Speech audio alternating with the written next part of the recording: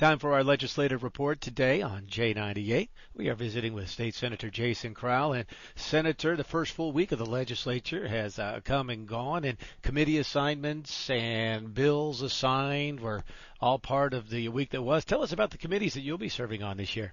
Well, I'll be again serving as chairman of our Veterans Affairs and Pensions Committees in the Missouri Senate. That's a chairmanship that I've held since I first showed up in the Senate, I guess 6 years ago now, and have kind of taken a leadership role within the Senate on our employee fringe benefits and what we do in the form of retirement plans and trying to bring balance and savings to Missouri taxpayers in that realm. So Senator Mayer saw fit to continue to keep me in that role, and it's a pleasure to serve in that capacity.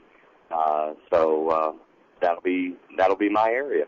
What about bills that you've introduced this year? What are some things you'll be pushing? I believe that if you always do what you always did, you'll always get what you always got. So I believe that Missouri needs to think outside of the box, and we need to do some dynamic, game-changing proposals. So I'm supportive of having a dialogue with Missourians on whether or not Missouri should adopt right-to-work laws. I'm for a dialogue with Missourians on whether or not we should have a minimum wage that is higher than the national minimum wage. And what effects, if any, do those two proposals have on our ability to attract and retain quality jobs in the state of Missouri? I also believe we need fundamental reform of Missouri's tax credits. We spend nearly $700 million a year on tax credits, on things such as property tax relief for individuals that don't pay property tax. That's right. The state of Missouri spends $58 million a year on property tax relief to people that rent apartments and never ever pay property tax. And when we're not fully funding K-12 education and we're looking at dramatic increases in tuition at higher education institutions because of a lack of state funding, we've got to ask ourselves, should we be spending $58 million a year giving property tax relief to people that don't pay property taxes? Those are the things that I'm going to look at, and hopefully we'll be able to address this next session in Jefferson City.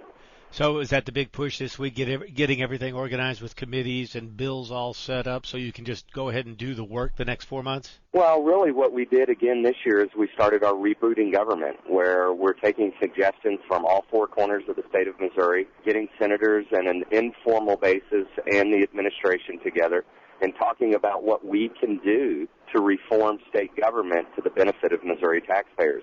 Last year, 3 ideas that came out of rebooting government were adopted. We were able to say we're not going to print the Missouri Blue Books anymore. We consolidated the Missouri Highway Patrol and the Missouri Water Patrol, and we reformed our pension systems in the state of Missouri. All said and told, it was a little over $700 million in savings that were developed through our rebooting state government initiatives. And this year, I'm hopeful that we'll be able to get more of those initiatives done so that we have a right-sized government to where Missouri taxpayers are, because both Speaker Tilley and President Pro Tem Rob Mayer has said we're not going to raise taxes, which I agree with, and we need to make sure government lives within its means while still providing those needed resources to Missouri citizens. And coming up next week, I guess the big event will be the State of the State address. What are you wanting to hear from Governor Nixon? I think Governor Nixon, he's going to present a plan, and either we're going to agree with that plan as it relates to the budget, or we're not going to agree to that plan as it relates to the budget. You know, Governor Nixon tasked the Tax Credit Review Commission to come up with recommendations. He's been silent as it relates to those recommendations of whether his commission he agrees with or disagrees with.